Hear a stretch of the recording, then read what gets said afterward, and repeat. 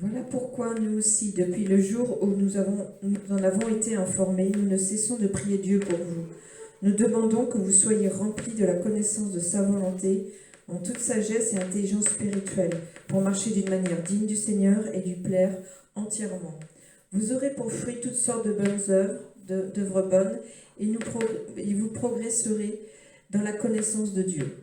Oui, dans Colossiens chapitre 1, le verset 9 à 10, comme cela vient d'être lu, l'apôtre Paul n'a pas cessé, lui et d'autres frères avec lui, en prier sans cesse, dit-il. Nous ne cessons de prier en votre faveur. Nous ne cessons d'intercéder. Il priait pour les frères de l'église de Colosse, les frères qui habitaient cette ville de Colosse. Et Paul se mettait à genoux et priait instamment. Il avait ce fardeau. Et quel était ce fardeau? Eh bien, quelle était sa demande? Quelle était son intercession? Quel était son sacerdoce spirituel auprès du Père, dans la salle du trône, près de Yahushua? Quelle était sa requête? Quel était son vœu, le désir de son cœur? Eh bien, sa demande était que les frères, les sœurs de l'église de Colosse soient dans la plénitude de la connaissance précise et correcte de la volonté de Yahushua, de la volonté du Père. C'était cela sa demande. Eh bien, pourquoi prie-t-il ainsi? Parce que le but, il avait compris le dessein d'Élohim, qui est de pouvoir conduire l'Église, le corps du Mashiach, à l'unité de la foi, mais également à atteindre, la Bible parle de la stature parfaite du Mashiach. Et lorsque la Bible parle de la stature, elle parle du niveau d'instruction. La stature ici nous fait allusion au niveau de connaissance, car toute écriture est inspirée d'Élohim afin de nous instruire. Elle est inspirée pour notre instruction. Elle est inspirée pour que nous puissions recevoir la connaissance, bien-aimés dans le Seigneur, la connaissance de sa volonté. Et dit-il, comment peut-on entrer dans cette connaissance? Et nous avons défini lors de la dernière session qu'il y a deux grandes classes, il y a deux grands domaines de connaissance. Et une fois que nous avons passé le niveau du discipulat, nous avons passé le niveau de la foi et du baptême qui nous incorpore dans le corps du Mashiach, nous entrons, nous accédons à la deuxième et grande classe, et le séjour sur terre, tout le séjour sur terre sera suffisant pour apprendre, car nous avons besoin d'une vie entière pour connaître qui est le Seigneur, quels sont ses principes, quel est son destin et son appel. Et pour nous, ici l'apôtre nous dit eh bien que l'accession à la connaissance dépend de deux choses, de la sagesse et de l'intelligence spirituelle. Il dit au verset 10, afin que vous vous conduisiez d'une manière digne du Seigneur, afin que vous puissiez marcher d'une manière digne du Seigneur. Et nous avons expliqué que marcher signifie vivre selon les principes du royaume. Et les principes du royaume, nous les retrouvons sur le serment sur la montagne. Et dans ce serment sur la montagne, il y a bel et bien un grand nombre de principes. Mais ces principes, bien-aimés, ne peuvent être mis en pratique que suivant la grâce divine. Et il dit, nous l'avons déjà couvert. Il dit encore, non seulement d'une manière digne, nous avons compris que marcher d'une manière digne du Seigneur, l'expression digne du Seigneur, signifie en se conformant au modèle qu'est Yeshua. Il est le modèle parfait. Lorsque nous nous conformons à ce modèle, lorsque nous marchons sur les traces de notre Seigneur, sur les pas de notre Seigneur, alors nous sommes en train de marcher d'une manière digne du Seigneur. Et il dit encore, pour lui plaire en toutes choses. Et notre sœur a lu tout à l'heure, pour lui plaire entièrement. Et l'Esprit voudrait que nous puissions nous arrêter sur cette expression ou ce vœu de l'apôtre Paul sous la plume de l'Esprit. Pour lui plaire en toutes choses. Tel est le thème que nous avons reçu du Seigneur ce matin. Lui plaire en toutes choses. Lui plaire entièrement. Cela doit être la boussole de notre vie. Cela doit être le principe le plus élevé de la vie chrétienne. Le principe le plus élevé de la vie chrétienne, c'est de chercher à plaire au Seigneur en toutes choses. C'est de chercher à lui être entièrement agréable. La Bible nous dit que c'est par la foi. Sans la foi, il est impossible de lui être agréable. Et l'apôtre Pierre nous demande d'ajouter à notre foi la connaissance. Le point de départ qui nous permet de plaire au Seigneur, c'est la foi. Mais le niveau le plus élevé, c'est la connaissance. Et c'est ce que l'apôtre dit ici. Lorsque nous sommes dans la plénitude de la connaissance, lorsque nous avons atteint la stature parfaite de la connaissance, eh bien, nous pouvons plaire au Seigneur en toutes choses. Et ceci a été écrit pour nous instruire afin que chaque enfant de Dieu, chaque enfant d'Élohim, que tu sois un fils d'Élohim ou une fille d'Élohim, que lorsque tu te lèves le matin, en début de semaine, tout ce que tu dois faire doit avoir pour objectif de plaire au Seigneur. Mais le problème aujourd'hui, c'est que beaucoup de chrétiens et de chrétiennes font des choses qui déplaisent au Seigneur. Ils le font parce qu'ils sont dans l'ignorance. Or, mon peuple périt parce qu'il lui manque la connaissance. Et parce que nous posons des actes qui déplaisent au Seigneur, parce que nous disons des choses qui déplaisent au Seigneur, parfois c'est par ignorance. Ainsi l'apôtre Paul, conscient de cela, élève la voix instamment, jour et nuit, pour l'Église, afin qu'ils soient remplis de la connaissance. Et cette connaissance leur permettra, au-delà de la foi, de pouvoir plaire à leur maître. Car c'est la boussole de la vie du croyant. Nous faisons des choses, nous entreprenons des voyages, nous acceptons des contrats de travail, nous faisons des choix de mariage. Eh bien, ce sont des choix qui déplaisent au Seigneur. Il y a certains ministres de Dieu qui ne plaisent pas au Seigneur. Rapprochez-vous du Seigneur et interrogez-le au sujet d'un serviteur de Dieu. Et vous verrez si le Seigneur est en train d'approuver les voies de ce serviteur ou il les désapprouve. Pour ceux qui sont sensibles au mouvement du Saint-Esprit dans leur cœur, ils peuvent savoir si un serviteur a l'approbation du Seigneur ou sa désapprobation. Lorsque le Seigneur désapprouve nos voies, alors nous ne lui plaisons d'aucune manière. Maintenant, nous avons dit que marcher d'une manière digne du Seigneur, c'est nous conformer au modèle parfait qu'est Yeshua.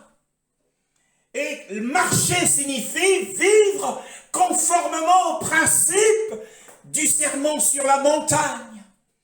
Et lorsque nous marchons selon ces principes, l'un des principes dit tu aimeras, il est écrit tu haïras ton ennemi. Mais moi je vous dis aimez vos ennemis.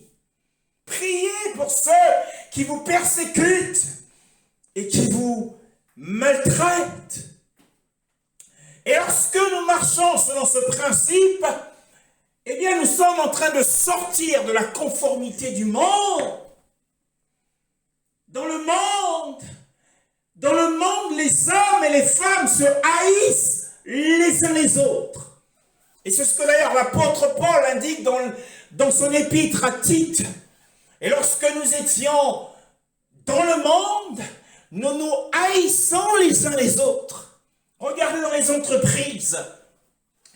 Eh bien, les collègues se haïssent les uns les autres.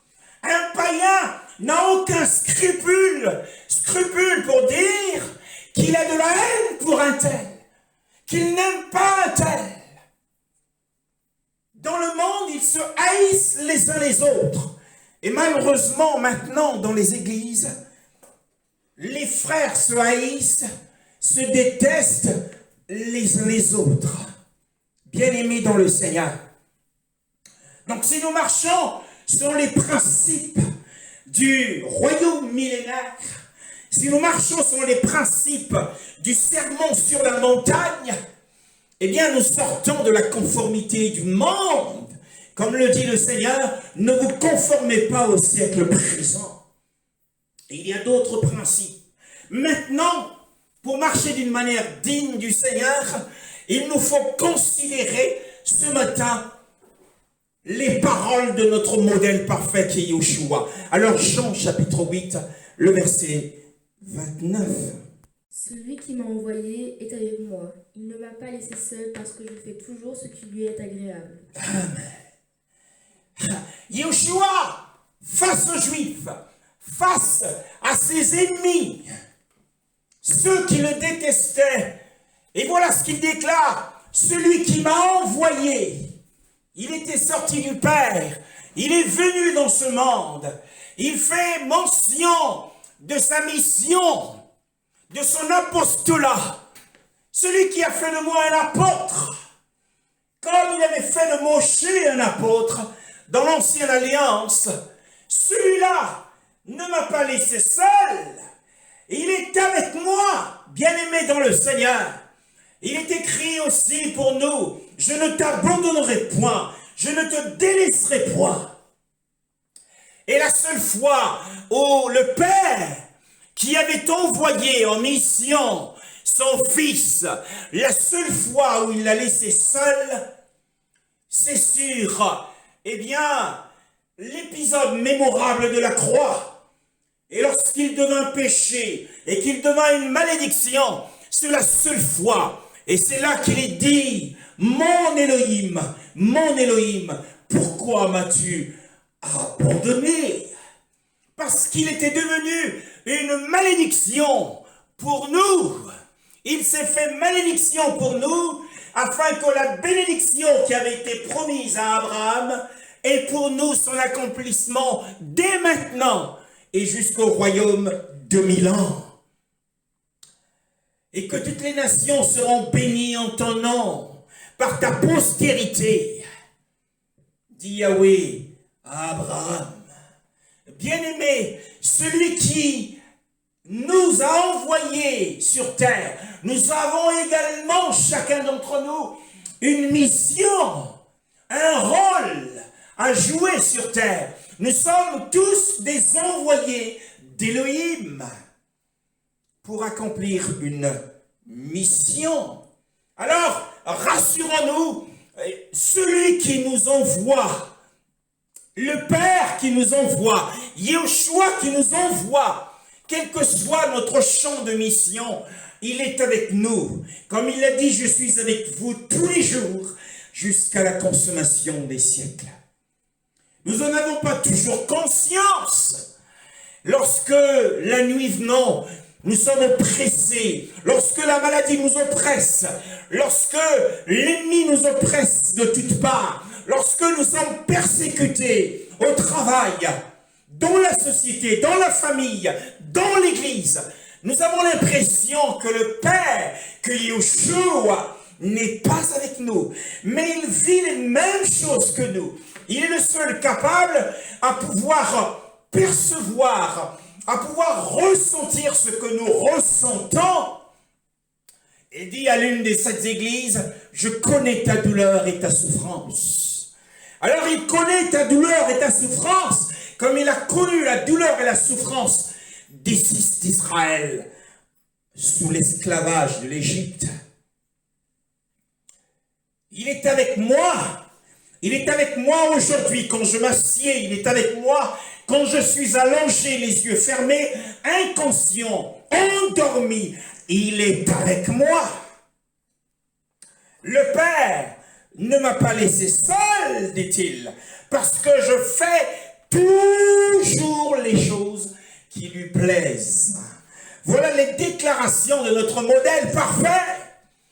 Et pour plaire au Seigneur en toutes choses, nous devons suivre l'exemple du modèle parfait. Il est le seul homme sur la terre qui a toujours fait les choses qui plaisent à son Père. Toujours. À aucun moment, il a fait une chose qui est déplu à son Père. D'ailleurs, lors de son baptême, le Père déclare, celui-ci est mon fils bien-aimé en qui je prends plaisir. Et nous l'avons dit, nous avons été placés dans le bien-aimé, nous lui sommes agréables dans le bien-aimé. Mais est-ce que dans notre marche quotidienne, le sommes-nous toujours? Nous avons cette couverture, cette protection. C'est à travers le bien-aimé que nous avons été agréables. Nous sommes acceptés en sa présence. Mais notre marche, notre vie est-elle conforme, un exemple, en exemple du modèle parfait? Je fais toujours les choses qui lui plaisent. Qu'est-ce que cela signifie? Chez le Sauveur, ce que nous constatons ce matin, c'est que chez le Sauveur, il y avait 3 choses. Il y a 3 choses qui sont importantes que l'Église doit connaître pour pouvoir plaire au Seigneur. C'est pour cette raison que beaucoup lui déplaisent par ignorance. Parce qu'ils ne savent pas comment, quelles sont les clés qui nous permettent de plaire au Seigneur. Alors chez le Sauveur, il y avait 3 choses qui lui permettaient de toujours plaire à son Père. La première chose, c'est celle que nous allons voir aujourd'hui. Et nous allons nous arrêter à cette seule chose aujourd'hui. La première chose pour plaire au Seigneur en toutes choses, hormis la foi, c'est ce qu'il y avait chez le Sauveur, notre modèle parfait. Il avait une parfaite intelligence de la volonté de son Père. Il avait une parfaite intelligence de la volonté de son Père. Et c'est pourquoi l'apôtre Paul, lorsqu'il prie pour l'église de Colosse, comme nous l'avons lu tout à l'heure, dans chapitre 1, le verset 9, et il dit, c'est pourquoi depuis le jour où nous l'avons appris, nous ne cessons de prier en votre faveur et de demander que vous soyez remplis de la connaissance précise et correcte de sa volonté, en toute sagesse et intelligence spirituelle. Donc la première clé pour plaire en toutes choses, pour plaire entièrement au Seigneur, c'est d'avoir l'intelligence spirituelle. Et Yoshua en avait une parfaite intelligence.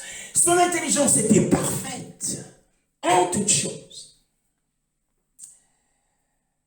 Et lorsque nous lisons dans le livre de Luc, chapitre 24, le verset 25 à 27, nous découvrons quelque chose.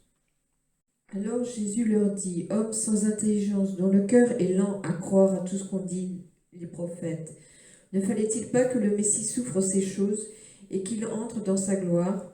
Puis en commençant par les écrits de Moïse et en continuant par ceux de tous les prophètes, il leur expliqua dans toutes les Écritures ce qui le concernait. Oui, au verset 25, après s'être rapproché de ces deux disciples qui étaient sur le chemin qui conduisait au village qu'on appelait Emmaüs, Yoshua les écoute leur jérémiade, leurs plaintes, leurs lamentations.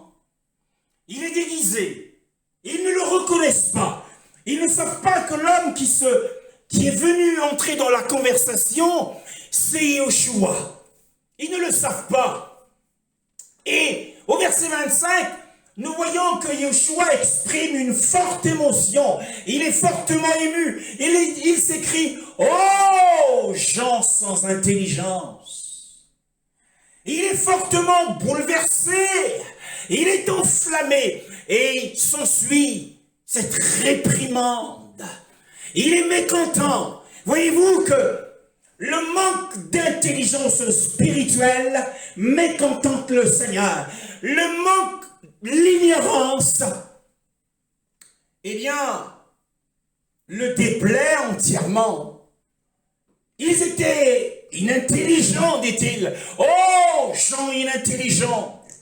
Et dont le cœur est long à croire. Et ils avaient aussi un problème de foi dans tout ce que les prophètes ont annoncé. Ne fallait-il pas que le Machia souffrit ces choses et qu'il entrât dans sa gloire? Et commençons par Moïse et par tous les prophètes, la Bible dit qu'il leur interpréta. Ce qui signifie ici qu'il a fait une démonstration d'une parfaite intelligence dans toutes les Écritures qui le concernaient.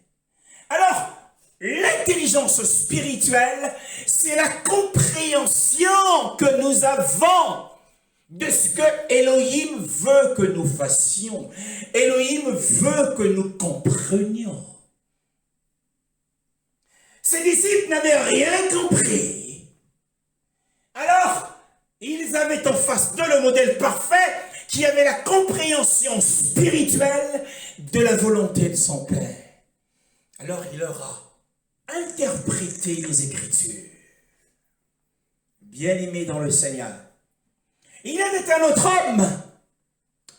Il y avait un autre homme dans les livres des Actes des Apôtres, au chapitre 8, le verset 27 à 31, qui est également confronté à ce même type de problème. Lisons Actes 8, 27 à 31. Se leva et partit. Or, un eunuque éthiopien, haut fonctionnaire de Candace, la reine d'Éthiopie, et administrateur de tous ses trésors, était venu à Jérusalem pour adorer. Il repartait, assis sur son char, et lisait le prophète Isaïe. L'Esprit dit à Philippe, « Avance et approche-toi de ce char. » Philippe accourut et entendu l'Éthiopien lire le prophète Isaïe. Il lui dit, « Comprends-tu ce que tu lis ?» L'homme répondit, « Comment le pourrais-je si personne ne me l'explique ?» et invita Philippe à monter et à s'asseoir avec lui. Oui! Le verset 21 lui dit, « Comment donc le pourrais-je si personne ne me guide ?» Il avait besoin d'un guide. La question posée par Philippos est, « Comprends-tu vraiment ce que tu lis, frère? Comprends-tu vraiment la volonté d'Élohim qui est exprimée dans sa parole? » La parole d'Élohim, les Saintes Écritures, sont l'expression de sa volonté. Comprends-tu, à travers la lecture superficielle que tu es en train de faire, comprends-tu profondément ce que tu lis? As-tu perçu ce que Elohim voudrait que tu fasses à travers cette écriture. Comment donc le pourrais-je? Nous avons ici l'exemple d'un homme qui manquait d'intelligence spirituelle. Intelligence humaine, il l'avait, puisque c'était un grand ministre de la reine d'Éthiopie. Il avait l'intelligence humaine naturelle, mais l'intelligence spirituelle pour comprendre, pour interpréter la volonté d'Élohim, c'était quelque chose qui lui faisait défaut. Alors, il avait besoin d'un guide. Comme beaucoup de croyants, c'était un adorateur, cet Éthiopien, cet eunuque. Il était un adorateur sous la loi de Moshe. Il croyait à l'Élohim d'Israël. Il est venu de l'Éthiopie, comme la reine d'Éthiopie au temps de Salomon. Et il est venu adorer à Jérusalem. Mais il lui manquait cette chose. Il lui manquait cette grâce. Et il en manque aujourd'hui à beaucoup de croyants. Et à beaucoup de ministres d'Élohim. Parce qu'ils interprètent, ils comprennent mal les Écritures. Or, les Écritures ne doivent pas faire l'objet d'une interprétation particulière. Alors, si nous voulons plaire au Seigneur, nous devons rechercher cette intelligence spirituelle. Et nous allons voir quels sont les fruits de cette intelligence spirituelle. Aujourd'hui, comment le pourrais-je, dit-il, si personne ne me guide?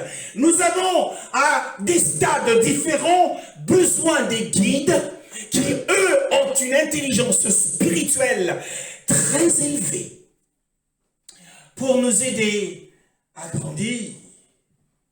Et cet homme avait besoin et désirait grandir, mais les Écritures étaient un mystère pour lui. Bien-aimé dans le Seigneur. Et il y a un autre cas, ce sont les disciples du Seigneur. C'est dans Matthieu chapitre 15, le verset 15 à 17. Matthieu chapitre 15, le verset 15 à 17. Pierre prit la parole et lui dit, « Explique-nous cette parabole. » Jésus dit, « Vous aussi, vous êtes encore sans intelligence. Ne comprenez-vous pas encore tout ce qui entre dans la bouche va dans le ventre, puis est évacué dans les toilettes ?» Oui, ils ne comprenaient pas la parabole énoncée par le Rédempteur, par le Maître. Alors Pierre, toujours le plus courageux, personne d'autre n'osait le faire. Mais lui, il s'est jeté à l'eau, il se mouille. Il va, explique-nous cette parabole. Et il se prend une réprimande. Yeshua dit, vous aussi, non pas seulement Pierre, mais les autres frères qui n'osaient pas poser la question au Seigneur, qui ne comprenaient pas ce mystère. Il dit, ne comprenez-vous pas encore? Frère, ne comprends-tu pas encore? Voyez-vous, nous avons l'expression du mécontentement du Seigneur. Aux disciples d'Emmaüs, il les a repris hommes sans intelligence. Et là ici, êtes-vous encore sans intelligence?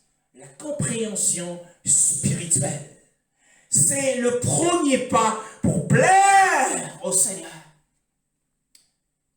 Mais nous avons vu que l'apôtre Paul avait fléchi les genoux et il avait prié pour que les bien-aimés reçoivent. D'ailleurs, Jacques le dit, si quelqu'un manque de sagesse, qu'il la demande à Elohim, qu'il la donne simplement. Mais il faut qu'il la demande avec foi. Et Paul priait, afin que l'Église, les frères, soient remplis de l'intelligence spirituelle. Beaucoup ne comprennent pas la volonté du Seigneur dans le mariage. Et dans la vie de tous les jours, il leur manque l'intelligence spirituelle. Maintenant, allons dans l'Ancienne Alliance. Dans l'Ancienne Alliance, les simples hommes, Yeshua est le seul homme, nous l'avons dit, jamais homme n'a parlé comme cet homme. Car il déclare devant des Juifs religieux qu'il fait toujours ce qui plaît au Seigneur. Waouh! Cela démontre qu'il était sans péché, toujours. À aucun moment, il a fait les choses qui déplaisent au Seigneur, son Père. Mais dans l'Ancienne Alliance, maintenant considérons la vie des simples hommes de l'Ancienne Alliance, notamment de Moïse, Moshe. Exode chapitre 15, le verset 23 à 25. Exode 14, 15. L'Éternel dit à Moïse, pourquoi s'écrie, dis aux Israélites de se remettre en marche. Oui, dans ma version, il est écrit, pourquoi cries-tu? Alors nous voyons ici que Moshe, qui était un éminent serviteur d'Élohim sous l'Ancienne Alliance, n'avait pas le discernement. Lorsque nous parlons de l'intelligence spirituelle, ça veut dire la compréhension spirituelle, ça veut dire l'interprétation spirituelle, ça veut aussi dire le discernement spirituel des choses. Et Moshe, ici, a manqué de discernement sous la pression des circonstances.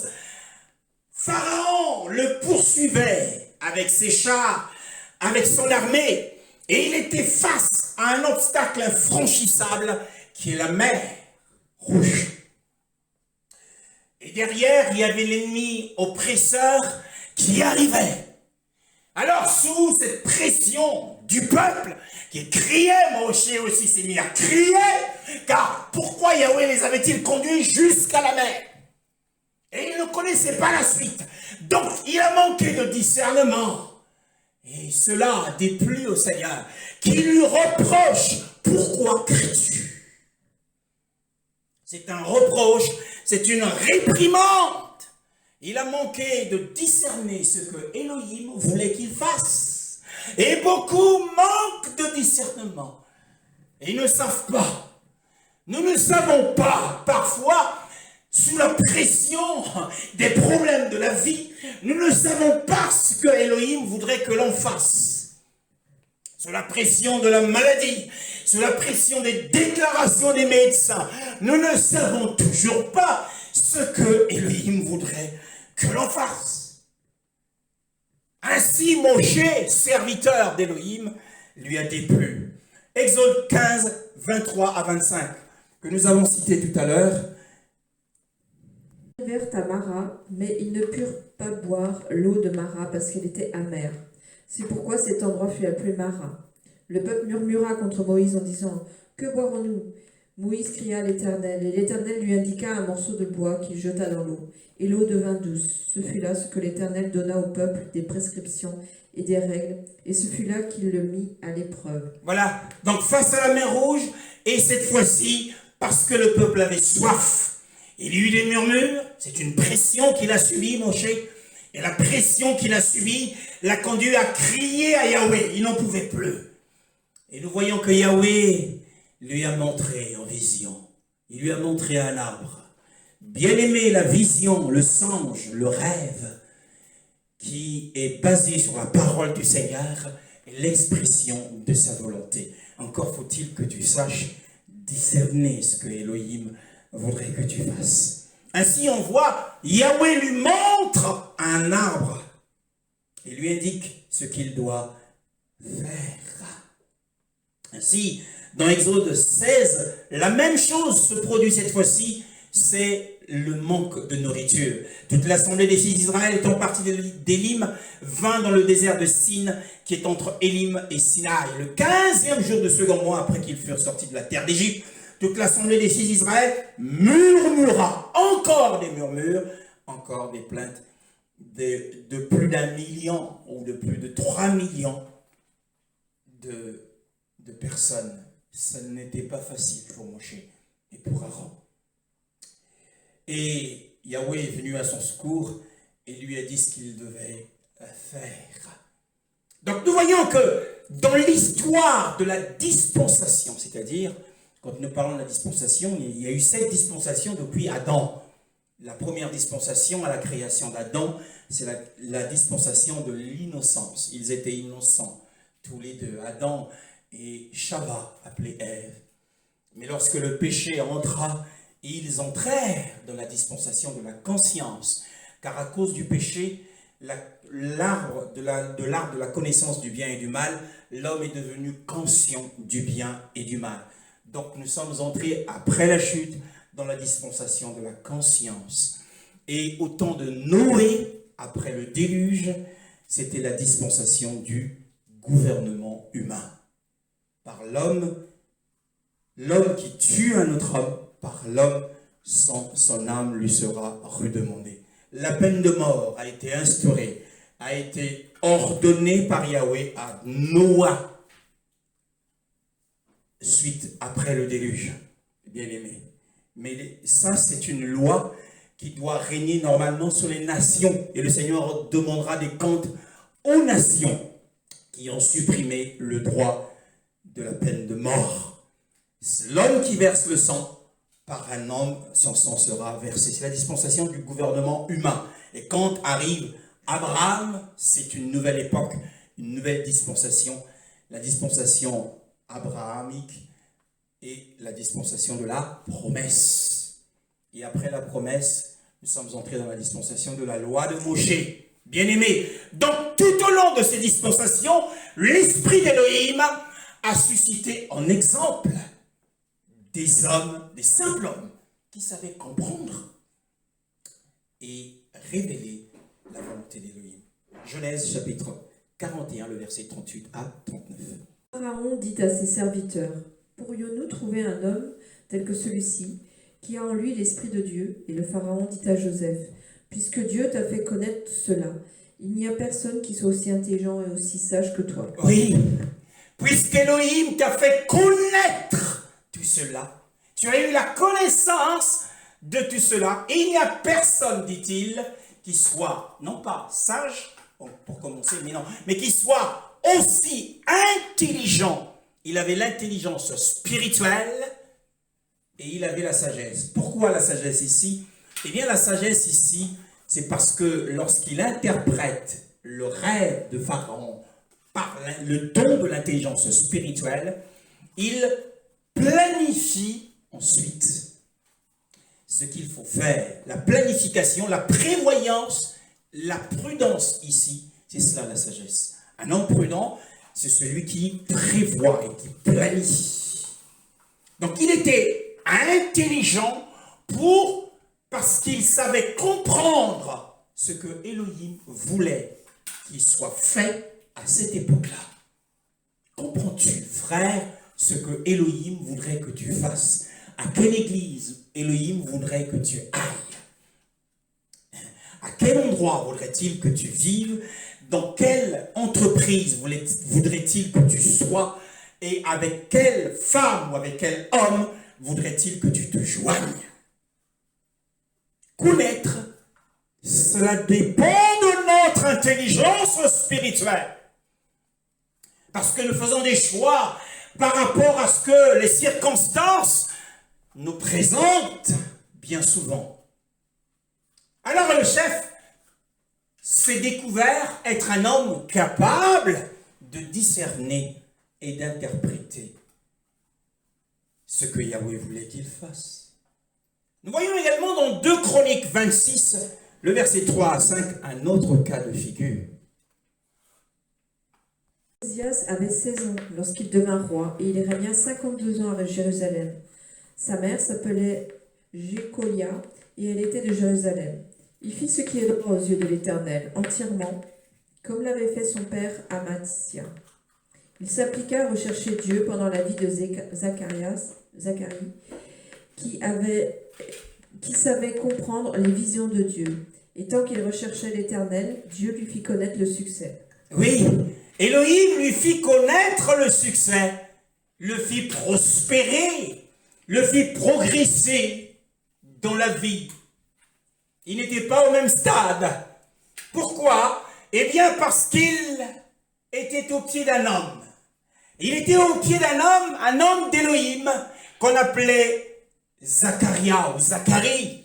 Et cet homme, nous dit la Bible, il avait une intelligence spirituelle dans les visions envoyées par Elohim.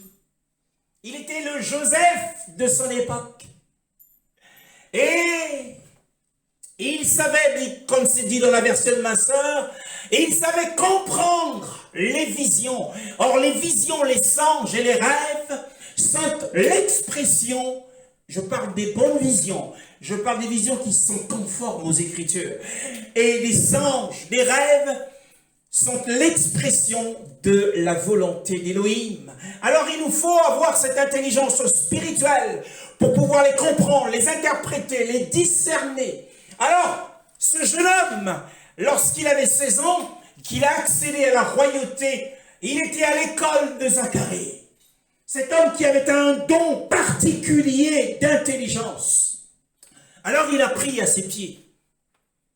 Il a appris et il lui a été transmis le même don. Alors, la Bible nous dit qu'il rechercha Yahweh. Qu'est-ce que signifie rechercher?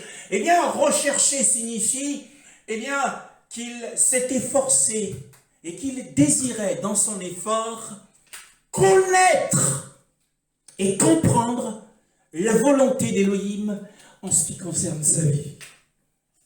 Il a fait beaucoup d'efforts. Dans la recherche, il y a la notion de l'effort. Il cherchait, il désirait découvrir. Nous devons également chercher à découvrir. Beaucoup ne recherchent pas la connaissance révélée. Et il avait cette posture devant Elohim, il recherchait toujours, puisqu'il a appris auprès d'un homme qui avait une intelligence qu'il avait tellement impacté. Il était impressionné par Zacharie, qui avait ce don particulier. Nous avons aussi à notre époque des Zacharie. Et nous devons être au pied de ces Zacharie pour apprendre. Et lorsque nous apprenons à leurs pieds, la grâce qui se repose sur le Zacharie de notre époque viendra sur nous. Et nous ferons comme lui. Ici, il se mit à rechercher. Il se mit à chercher, à discerner comme Zacharie. Et parce qu'il faisait cela, Yahweh l'a fait partir d'un stade de la vie à un autre stade. C'est là les bienfaits de la volonté, l'intelligence spirituelle. Lorsque nous plaisons au Seigneur, bien-aimés, oh, magnifique est le Seigneur. Avant de dire cela, nous allons lire dans Daniel chapitre 10, le verset 1. Voilà un autre homme qui avait ce don particulier. Il avait le même don d'intelligence spirituelle. C'est pourquoi l'apôtre a prié. Daniel chapitre 10, le verset 1. Du règne de Cyrus, le roi de Perse, une parole fut révélée à Daniel, appelé Belchazzar. Cette parole est vraie et annonce un grand combat. Daniel fut attentif à cette parole et en eut la compréhension à travers ce qu'il voyait. Voilà. Et il y eut le discernement dans ma version de la vision, qui était l'expression de la volonté d'Élohim. Bien aimé. Alors comme Daniel, comme Osias, qui était qui avait appris au pied de Zacharie, le chrétien, plus il s'efforcera de comprendre, il s'efforcera de découvrir, de discerner et de faire ce qu'il a découvert, c'est-à-dire connaître la volonté d'Élohim, non pas sur la surface, mais dans les profondeurs, plus son intelligence spirituelle augmentera. Ça, c'est magnifique. L'intelligence spirituelle est censée augmenter. Elle est censée grandir. Et c'est ce que les chrétiens doivent poursuivre. Poursuivant, une fois que nous avons reçu ce don, eh bien, faisons travailler ce don. Et ce don va grandir et augmenter. Comment? Lisons le psaume 119, le verset 30. Le verset 130, pardon. La parole est claire. Elle donne de l'intelligence à ceux qui manquent d'expérience. Oui, elle donne de l'intelligence aux stupides. Mais si nous lisons cette parole sous cet angle, nous avons l'impression que nous recevons le don d'intelligence. Mais non. Mais en vérité, l'ouverture de tes paroles où la révélation de tes paroles, où la découverte de tes paroles est déjà l'objet d'une intelligence spirituelle. Sans l'intelligence spirituelle, on ne peut pas découvrir, on ne peut pas comprendre. Mais, en réalité, l'ouverture de tes paroles apporte la lumière et elle donne encore de l'intelligence. En réalité, plus nous découvrons la parole, plus nous obtenons de la lumière, plus notre intelligence augmente. Et que se passe-t-il? Que se passe-t-il après? Lorsque nous avons la découverte, nous avons une connaissance révélée de la parole du Seigneur. C'est-à-dire que nous avons une plus grande lumière. Que se passe-t-il après? Nous allons lire dans 2 Pierre chapitre 3, le verset 18. Grandissez dans la grâce et dans la connaissance de notre Seigneur et Sauveur Jésus-Christ. À lui soit la gloire, maintenant et pour l'éternité. Oui, l'apôtre nous demande de grandir, de croître dans la grâce et dans la connaissance. Donc, la connaissance découverte, révélée, qui apporte la lumière, augmente notre intelligence spirituelle, mais augmente également notre niveau de grâce. Mais quelle est la grâce dont il est question ici? Nous avons dit dans l'ancienne session que celui qui gagne en lumière avancera davantage dans la grâce. Mais la grâce ici, qu'est-ce que c'est? Qu'est-ce que c'est la grâce ici? Eh bien, pour le comprendre, il nous faut lire dans 2 Corinthiens chapitre 12, le verset 9. De mon ministère d'apôtre ont été produites au milieu de vous. 2 Corinthiens 12, le verset 9.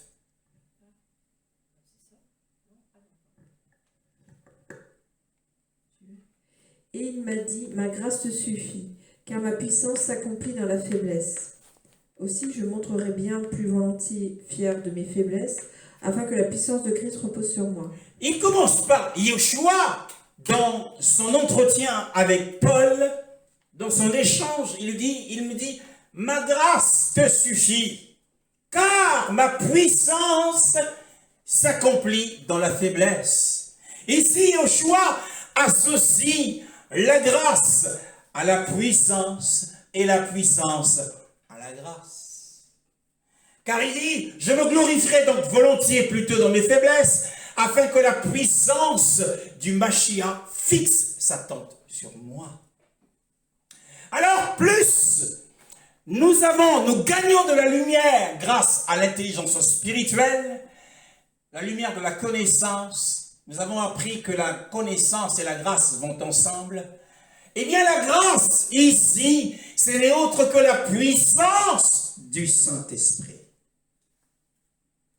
Beaucoup cherchent la puissance du Saint-Esprit par diverses voies, par la voie du jeûne, par la voie de la prière. Mais les Écritures nous enseignent que lorsque notre lumière augmente, cette lumière augmentera également la grâce. Quand on parle de lumière, on parle de la lumière de la connaissance. On parle de la révélation de la connaissance. Et il fera augmenter la lumière qui est en nous, notre intelligence, et ainsi que notre puissance, la puissance spirituelle du Saint-Esprit. Car nous avons besoin de la puissance de l'Esprit Tout-Puissant, cette puissance pour faire le bien, au-delà de la faiblesse de la chair et du péché qui habite la chair. Car qui est capable de mettre en accomplissement les principes du royaume millénaire si la puissance d'Élohim n'agit pas en lui? Comment peut-on aimer son ennemi qui nous a fait du mal, nous a blessés, offensés, si la puissance de la grâce n'opère pas au travers de nous? Qu'est-ce que la grâce? C'est Elohim qui fait à notre place ce que nous ne pouvons pas faire. Comment puis-je aimer mon ennemi? Comment puis-je prier pour lui si ce n'est par la puissance du Saint-Esprit? Bien-aimé dans le Seigneur. Alors, lorsque la grâce augmente, ici la grâce et la puissance, elle finira par élargir ordinairement notre sphère d'action. Nous avons vu que le roi Osias, lorsqu'il s'appliqua à fournir des efforts pour connaître la volonté d'Élohim, Élohim a commencé à le faire passer d'un stade à l'autre, d'une sphère d'action à une autre sphère d'action, à un domaine d'influence à un autre domaine, à un champ d'action à un autre champ d'action. Et si votre champ d'action du ministère est restreint, plus vous fournissez des efforts pour connaître la volonté d'Élohim par votre intelligence spirituelle, l'augmentation de la lumière qui est en vous fera augmenter la puissance de l'esprit en vous. Et puisque vous plaisez au Seigneur de cette façon, eh bien, il vous fera passer d'un champ de mission à un autre champ de mission.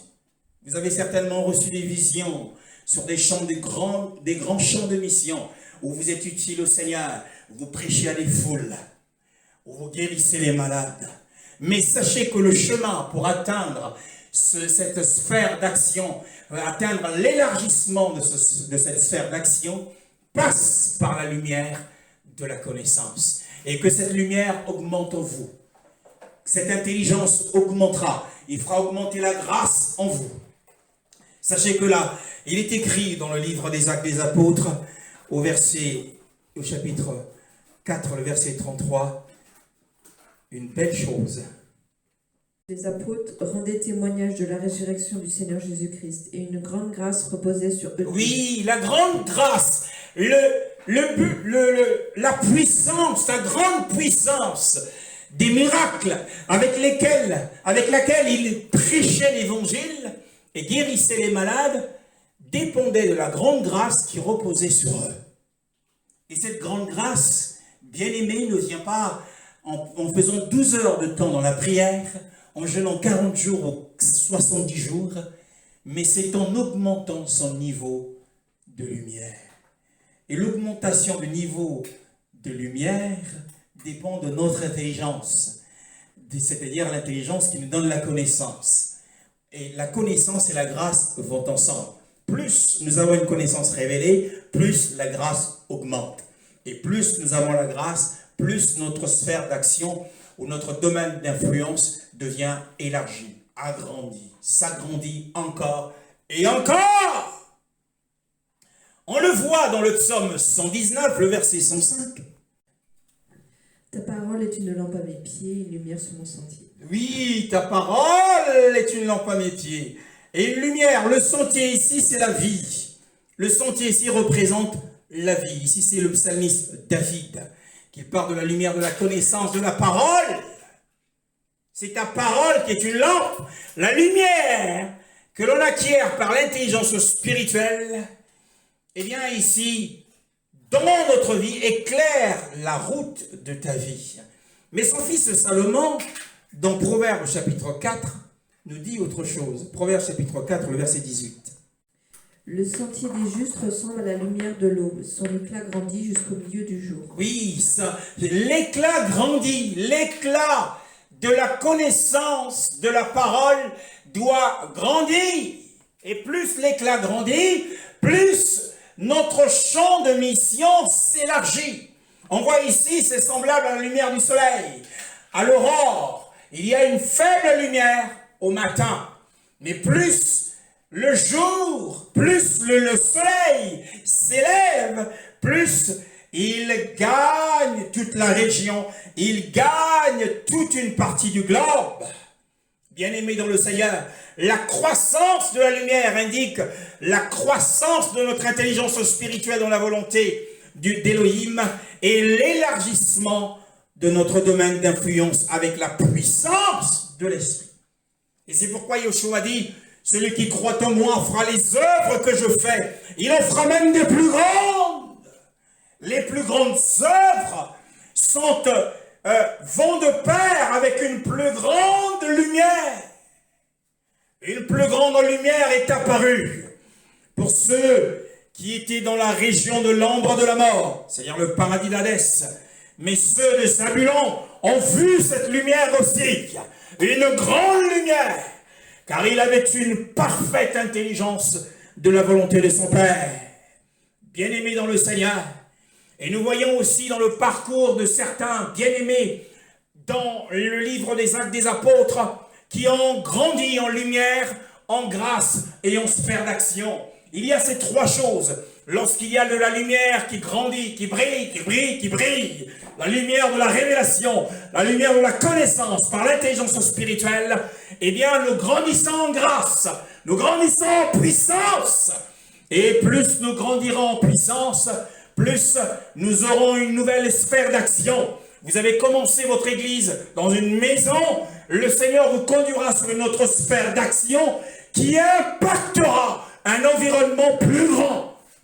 Bien-aimés, cela ne dépend pas du temps que vous passez dans la prière ou dans le jeûne, mais c'est par rapport à l'acquisition de l'intelligence spirituelle. Que le Seigneur nous aide. Bien-aimés, nous voyons que si nous voulons avancer de manière constante, en lumière, en force, en sphère et en succès, comme l'a été l'apôtre Pierre, en accomplissant de manière désintéressée la volonté d'Élohim, c'est ce qui est important. Il y a une première chose pour plaire à Élohim en toute chose, c'est d'avoir l'intelligence spirituelle. Que le Seigneur nous aide.